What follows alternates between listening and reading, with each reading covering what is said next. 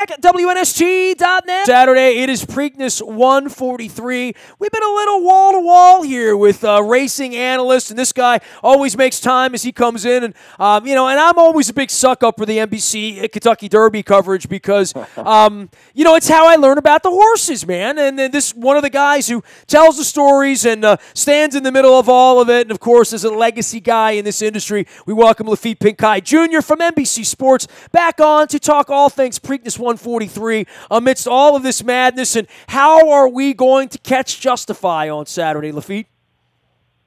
I don't know that there is any catching of Justify on Saturday, as well as he has bounced out of a historic Kentucky Derby win. I'm sure you saw, and social media was frenzied with what's wrong with Justify the day after the Kentucky Derby win, when he was being sort of paraded out in front of some onlookers and members of the media by his trainer, Bob Baffert. And he took that funny step on that little patch of gravel or rocks or whatever it was, and he kind of flinched, and all of a sudden the, social media said the Derby winner was lame, and, there was all this speculation about his health, when the truth is, when horses run on that type of sealed, hard surface, it's very common that they exit those races a little bit sensitive. So that's all that, that's all we saw from Justify, sort of flinching when he took that step the day after the Kentucky Derby. But aside from that, his gallops at Churchill Downs have been great, energetic, and as Bob Baffert said, if he wasn't ready to rock and roll, he wouldn't put him on the plane to Maryland. Well, and then here we go with the rest of the field, right? So Good Magic comes back, but to see that horse do what it did on Derby Day, and I know many of you guys were having fun with picks and whatnot on the air, as you always do, and give your picks, but it was a very easy day to say, I don't like my horse anymore because of the weather, whatever horse you had, and certainly in that field, in those conditions, to think that the best horse gets that kind of a trip and gets out, and I had Baffert on earlier this week, he thought the horse was running too fast. He did. He was watching in a suite or the trainer's lounge on a television that didn't have any audio, so he couldn't hear Larry Coleman say, wow, the first half in 45-3. What? The figure went up, and he saw 46-3, which is, 5-6 lengths difference. A lot faster is 45-3 than 46-3 in horse racing for an opening half mile of a Kentucky Derby. And when he said, that's not that bad, his wife Jill says, Bob, that's 45-3. And Bob's like, he's going to lay down. There's no way any horse can maintain that pace, go that fast, that early on, and still win. Now, the final time was very slow, 2:04. That's very slow. But some horses will beat you at the end of a race with a crazy closing kick. In a Derby like a Street Sense did, or a Mind That Bird, or a Giacomo. Some will just run you off your feet and beat you at the beginning of a race. And that's what Justify did to the best 19 3-year-olds in the Kentucky Derby 2 Saturdays ago. Well, the other 19 3-year-olds were all more beaten up than that horse, right? That's the other part of this, is when you get jostled, when you get pushed around, when you're coming from a wide gate, when it's just slop on slop on slop, all the rest of those animals are pretty much spent as well. You become a lot harder to catch because you're in the best shape of all of them, right? And let's be honest, this was thought to be the best horse to begin with, right? He was, there's a reason he was a 5-2 favorite, every bit as heavy of a favorite as American Pharoah. Some horses create their own luck. They are conducive to their jockeys, putting them in a position to succeed, to thrive, and Justify's tactical speed. It's exactly what every trainer, when it comes to it, really any type of horse race. You want a horse who's fast, leaving the starting gate, but he doesn't have to be in front. A horse that isn't dead set on making the lead, so one-dimensional that it's make the lead at all costs. Justify is really fast leaving the starting gate, and if nobody goes with him, he'll take the lead and go wire to wire like he did in the Santa Anita Derby. Or if somebody's going to go on a suicide mission and deny him the lead, like a promise is fulfilled in the Derby, he's happy to sit just off of it, and they were in close proximity of one another. But the fact that he can lay that close with that tactical speed, he's not going to be put in a jackpot in one of those situations where you're dependent on racing luck in order to be successful.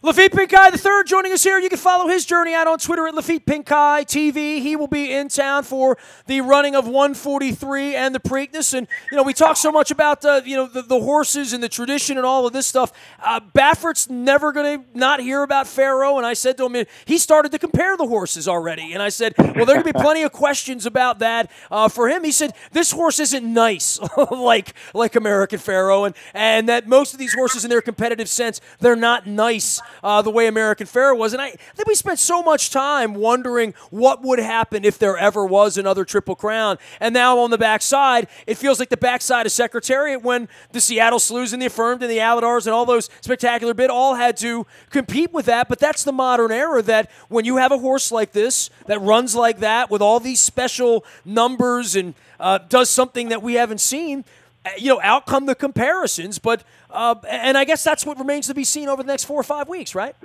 Yeah, I mean, isn't every great athlete supposed to have kind of a mean streak? I mean, Michael Jordan wasn't Mr. Rogers out on the court, or certainly not in practice, making teammates cry. Same can be said for Kobe Bryant. American Pharaoh was like a pet dog. He was incredible to be around. I mean, he was every bit as docile a creature as he was talented an athlete. Justifies a little bit different. And it's funny because, you don't want to ask him. I asked Bob after the race on the show. I said, I'm not asking you to compare him to your other Derby winners or American Pharaoh, but, what makes this colt so special? By the same token, he brings up American Pharaoh.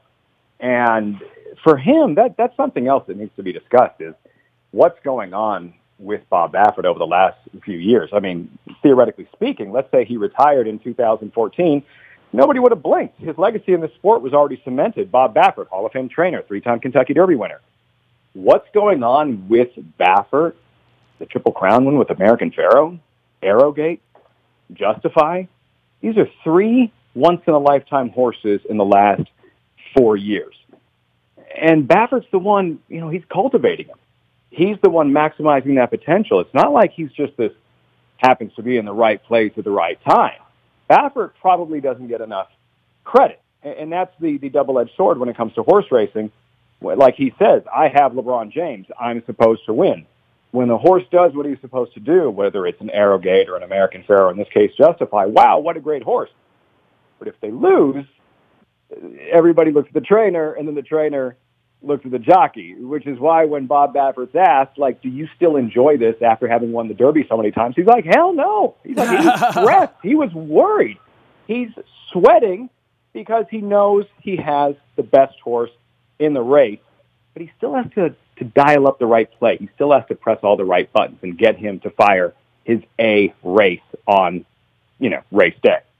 Well, and of course, the first word he used, the same word that when I wrote a book on the Ravens Super Bowl 5 years ago, there wasn't one player I talked to for my book that didn't say, we had a lot of luck.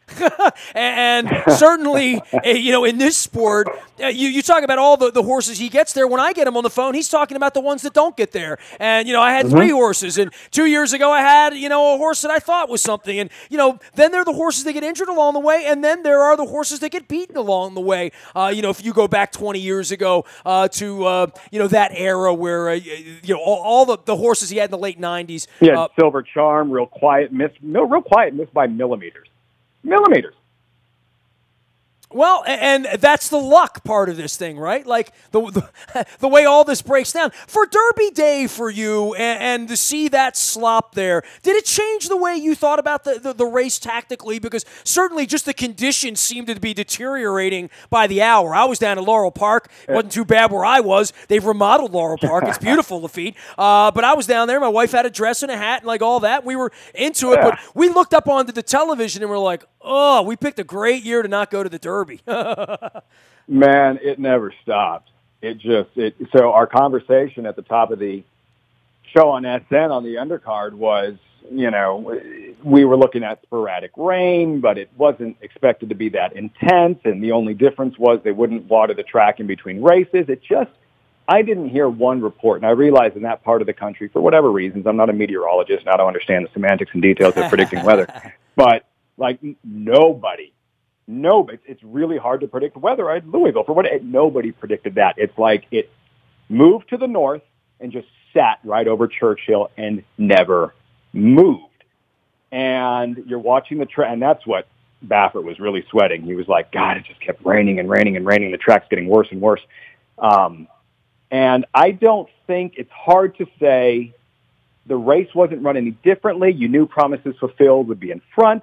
You worry a little bit about horses slipping out of the gate. And I know that that's what Bob was sweating for a month since the Santa Anita Derby. Will Justify break? He didn't care about the Curse of Apollo. He didn't care about, he wasn't worried about anything except Justify breaking. And he did.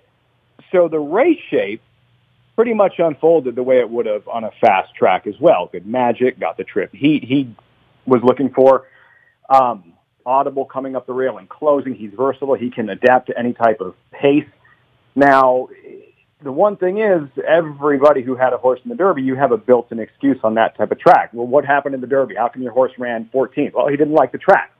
It's a built-in excuse. Well, five of the horses sort of saddle up in Lexington and run from, so far away that you draw that post and you're thinking, how much further is my horse going to have to run? And right out of the gate, you think, well, it's a tough race. I mean, it's just a tough race. It's not that, but the gate, the start, it's not as, like, I personally, what Monomoy Girl did in the Oaks on Friday, winning from post position number 14, is more impressive than, say, going back a decade and seeing that Big Brown won the Derby from post position number 20. There's a lot less real estate going a mile and an eighth in the Oaks between the gate and the first turn. There's so much real estate between the gate and the Derby and the first turn. Most jockeys, these are world-class riders, have every opportunity to secure a position before being caught, 8, 9, 10, 12 wide going into that first clubhouse turn. Laffit Pincay III joins us. You can follow him at Laffit Pincay TV on Twitter as well as at NBC. He'll be calling it all week. Laffit, dude, it's Seattle here this week, bro. I know you come in for this, and I know I love seeing everybody at the Alibi and whatnot. Rain Thursday, thunderstorms Friday, 100% chance of rain, and showers on Saturday, 70% chance of rain. Wait. 100% which day? On Friday, thunderstorms. Okay, I can deal with that. I'll trade Friday for a semi-dry Saturday. What does Saturday look like? I haven't looked in 70%, 79 degrees, and apparently windy to some degree as well. But it's just going to be there's going to be a lot of water on the track this week. It's not going to be dry and arid around here. There's plenty of precipitation in the air. Lovely. We saw the downpour before American Pharaoh's Preakness romp. We've had rain the last couple of years for whatever reason. It just hasn't quite, worked out on some of the bigger racing days on the calendar for Triple Crown races. But, it's an outdoor sport. The show will continue. And if nothing else, you do know the top two will have no problem with the wet racetrack because they just ran 1-2-over-1 with Justify and Good Magic. Is there a mindset for you that Good Magic can give this a go? I mean, obviously Chad Brown doesn't bring this horse here to lose, and I know a lot of the horses wait out, and they're going to run it, Bob, up at Belmont, thinking he's going to get through this thing here this weekend, despite all the conditions, or maybe because of the conditions this week. But, you take a run at the Preakness, not everybody does that. No, it is Good Magic has – this isn't a berry patch. This isn't a soft landing spot for Justify. He's going to have to bring his A game again to beat Good Magic. Chad Brown learned from one of the very best trainers that ever walked the planet in Bobby Frankel, who was also known for his patience. Chad Brown is a very patient trainer. He's not overly aggressive. If Good Magic wasn't ready, he wouldn't be running. Immediately he said, no Preakness. But Good Magic bounced out of the Derby so well, they're going on to the Preakness. Win, lose, or draw, you won't see Good Magic at the Belmont. So why wait for a summer campaign? If he's still in good form, let's go ahead and run him. Now, Brown admits, Justify was the best horse in the Derby. He says that Justify is going to have to regress. I think Brown is hoping at some point that Justify feels the effects of all this racing in a short period of time. I think it's going to be his 5th race in 13 weeks or something along those lines. It's a lot in a little bit of time. If Justify would regress just a little, and Good Magic still has another forward move in him, maybe that's enough to shift and make up that 2.5 length difference that separated him in the Derby and the Preakness. And let's not forget that Brown won his first Classic in the Preakness last year with a horse that was thought to be not as good as the top two, Always Dreaming and Classic Empire. Brown winning his first Preakness with Cloud Computing. All the All-Stars will be in this week at Old Hilltop as we get ready for the 143rd running of the Preakness Stakes. Laffit Pincay III joining us here. And I guess last thing last is the bad weather and the broadcasting side of that. For what you and all your broadcasting team went through that day, and I'm sure for all of the producers and all the camera people and stuff, just, hats off to you guys in doing that. And Eddie Olczyk, a double hats off for him because he's with the Caps every night. And we're trying to win a cup around here this week, so it's even a little crazier for Eddie on your team, right? Yeah, no, he had a game the next day. I mean, you have at the end of Kentucky Derby. I'm convinced there's like 52 hours on Kentucky Derby Saturday. As much fun as it is at the very end of it, you feel the effects of it. It's a crazy long day. You add in the weather, and you're just spent. And all I have to do is fly home and not move for 24 hours. And there's Edzo, calling another playoff hockey Sitting game. on the roof in Winnipeg or something, right? Mm-hmm. He's a machine. He's a machine. Hey, dude, have a good time this weekend. Come on in. We'll take you out to Michael's Cafe for a crab cake or whatnot. And call us a good race on Saturday. We'll see you around the barns, probably at the Alibi on Thursday. If not, you can look for my wife's hat on Saturday on Preakness Day, pal.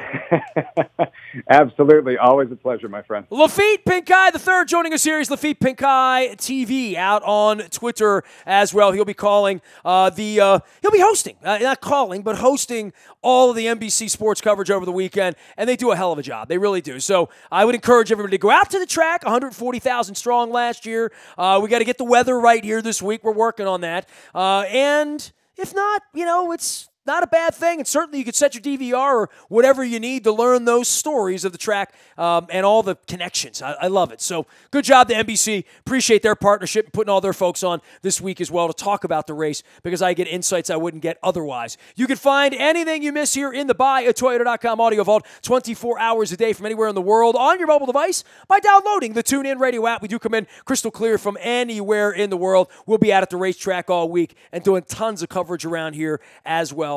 The entries are on the front of WNST.net as well as in our morning newspaper. That's all brought to you by our friends at the Maryland Jockey Club as well as Planet Fitness. Any breaking news this week and the Manny Machado stuff, the Ravens are going to OTAs, and they'll have a mini camp coming up in about 3 weeks as well as the horse racing this week at Pimlico. Get on the WNST Tech Service. It's all brought to you by Coons Ford of Security Boulevard. Dennis Colatzos will be here on Thursday driving you home from 3 until 5. It is the SSV on WNST. Nasty at WNST.net finds me. I am a very available individual. Facebook, Twitter, LinkedIn, Snapchat, Instagram, streaming live right here on our Facebook as well as our YouTube WNSTV channel. I'm Nestor, and we are WNST.net, AM 1570, and WNST, Towson, Baltimore, and we never stop talking Baltimore sports